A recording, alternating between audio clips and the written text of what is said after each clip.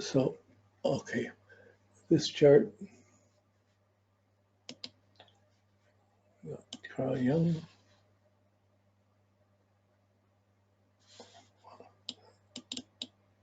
There we go. Carl Jung up here. So we're working with ephemeris. We're also visualizing around the chart. And when you look at the chart, you begin to you can look in that ephemeris for 3 months. If you just have that, you can see exactly where Mars is going, and you can pretty well eyeball what relationships is going to talk. So you can work somewhat with the regressions without even just knowing a sense of, is Mars going to go retrograde or not? Is it just going straight direct? How far does it go in 3 months? You know, and you got the sense of Mars in a few seconds. Then you can work it as you go along, but I like to have it spelled out so I have the exact dates and I know something's going on at these times that are pivotal, that are affecting, in this case, affecting his will to do things, his desire, and how he's doing things gets affected in a certain way. And how he's doing things, this is how he's doing things as it moves around his chart. The Mars is evolving. So in this case, in Carl Jung's chart, his Mars is up in the 11th house. Freud's was way over on this, they all had this Mars up in the 11th house, with the Sun in the 7th. It's the Leo, Taurus moon, Mars over in Sag. But it's interesting that Mars in Sag, he did a lot of things, traveled a lot of countries, explored other cultures, other understandings, wanted to get experienced. In his red book, he talks about it, but wanted to get experienced about other cultures, other ways of seeing things, the alchemy, the Chinese. So he did, those are studies, but you could see his desire to go get experiences. So he did have an adventurer in him. And when he met Freud, they did go on a lot of adventures together. That was the fun side of their relationship. It wasn't just about studying, that they believed in some things, they went and did similar things. But the Mars in Sag, it evolved, it's going through Sag. It really didn't come until, it wasn't until September 11th, September 1911, that it went into Capricorn. And this is starting to move towards the war years.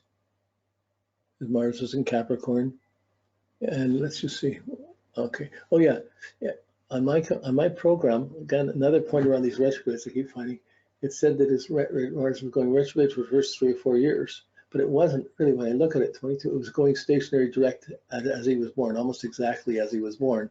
So it's only gone direct in his life. It doesn't come back to anything. It just moves forward slowly from the Mars and stays there. But it doesn't make it got into Sag, it got into Capricorn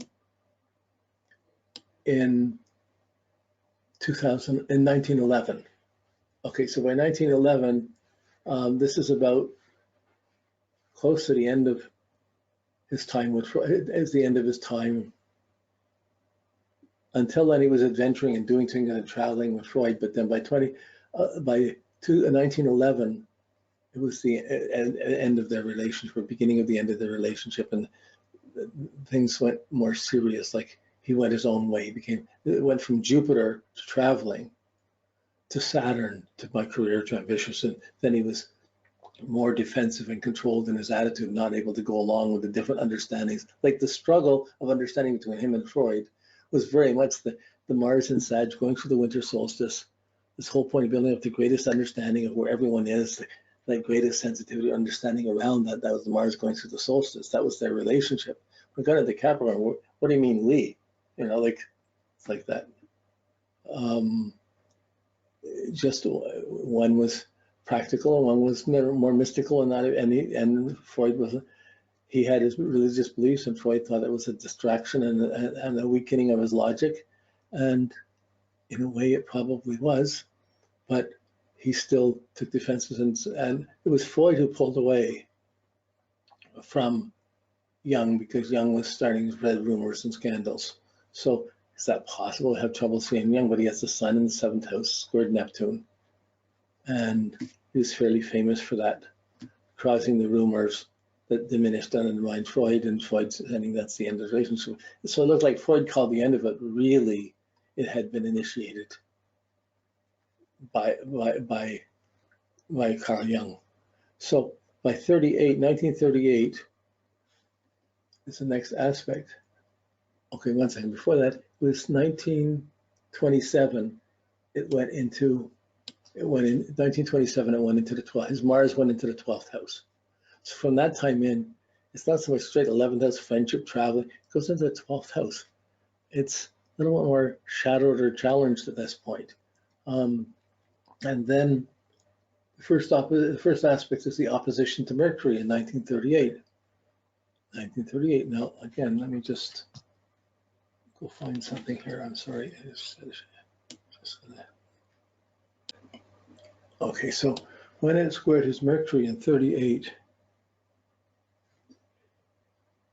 he was a professor as scholar of psychology at Zurich, University in Zurich, and he held this position until 1940. So he was in this, he was the psychologist during this time period up to 1940. So that's during this whole period opposing Mercury. But by 1940, in conjuncted Uranus, and then by 44, it opposed his Venus. The Mars opposed his Venus. I just want to see what the opposed is. 44, they don't have anything, they don't have say anything here for 44.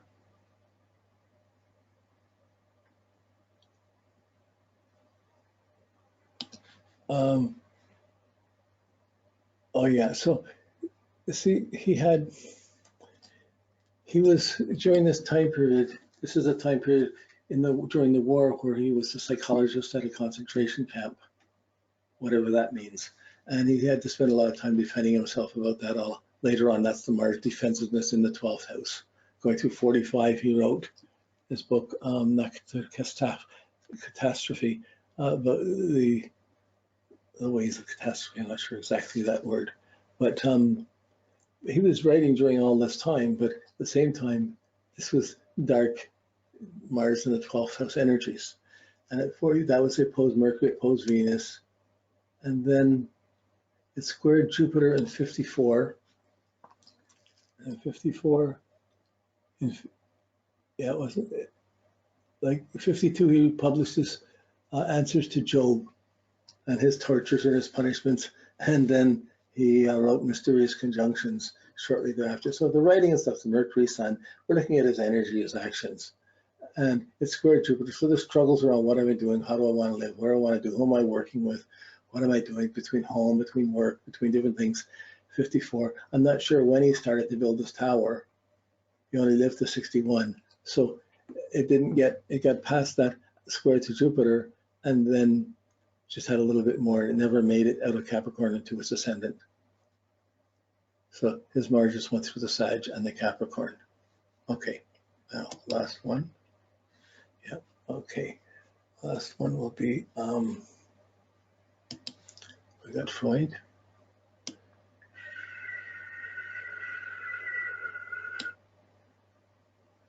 Okay, that was a close-up of Jung's.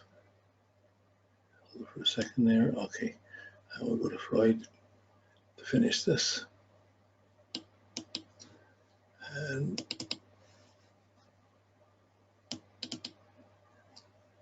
okay, there's Freud. And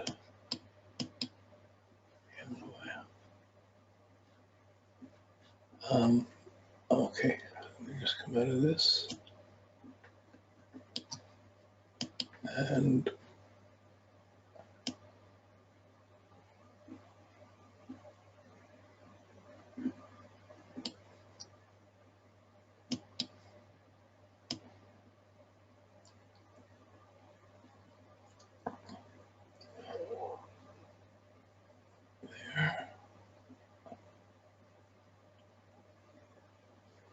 okay, so I can't find it. Okay, so anyways, we'll have his Mars starts retrograde. His Mars is retrograde to start with. And you see following here, there's the retrogrades on the right-hand side on the printout, but it goes a couple more, and then it changed to 2003. So it wasn't until 1965, he's 9 years old, that Mercury went direct. So his Mars went back before this life, went back into the degree from its position earlier, and it changed it to in 1865, and it didn't come back to conjunct Mars till 1870. So 1870, he's 14 years old. At 14, the Mars came back to its own starting point. So the time before that, it's like his energy was in another place. It was old karmic things from another lifetime. It started coming forward 1870 onward. So that's starting high school, I guess. From there, there's not really a major aspects. It just goes straight through. It's in the 11th house. It goes straight through the 11th house until 1924. It entered the 12th house in 1924. It opposed Venus in,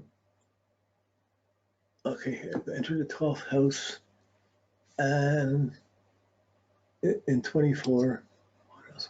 So it's, then it hits the, yeah, enters the 12th house 24. It's in 20 and 34, it opposes the Venus. So by 34, he's not feeling, he's working, he's not appreciative, but this is like around the, he had Venus problems. Like, I think this is around the time he may have found that he had cancer of the throat or the tongue or something like this from smoking his cigars. But that's a Venus indulgence that caught up to him. But that's the Mars, and he had to fight that the last part of his life. But coming from 34 onward, that's the buildup of Hitler, and Hitler was attacking his works because he was Jewish, and was attacked, was burnt. They were burning his books and things like that. And when when Hitler took over Austria, in the first around a month within that time, Freud and the family moved from there to London because they knew Hitler would have taken him out. He only lived another year in London, but like that was this turning point. That was as the so as it finished, he never got to the point where it would oppose to Pluto. He died within a year of that, going up. So his energy level was around friends, enemies, social situations, what he had to do to be part of a team, part of a group, where he was going. But in the end, he had a perfect counseling chart, but he didn't have, he stayed in the same place for years, but then he had to move because of the global situation, the Hitler coming in and the war coming in. So he had to move to get away from the war. What's happening here? 1934, yeah. Yeah, they had, excuse me, there's the, okay, I'm getting confused by the First and Second World War. Which was involved? I think Freud was involved, and Jung was involved in the First World War, not the Second. Anyways, I can't remember. I'm confused, so I'm just gonna leave it here. But it went into his 12th house from 24, and he kept his going on. This is long after the Freud-Jung battle was up here when it was going through the 11th house, and not really afflicting him. He's doing what he's doing. He didn't change what he's doing. His big challenge was the emotional letdown of believing that Jung was going to be his follower and pick up his things, and he didn't. So yeah, that's it for tonight. Next week we're dealing with Jupiter, and it's probably a good idea to get Jupiter and Saturn ahead. The other planets, they're small amounts, but there's a lot to look at them, so we may try and bunch them up a little bit. Whatever, I might try and do Uranus, Neptune, Pluto on the same day. But right now we'll start with Jupiter and we'll see how far we get, and it's scheduled. Yeah, okay, so next week is just Jupiter and we'll pick it up from there. Thank you. Okay, night.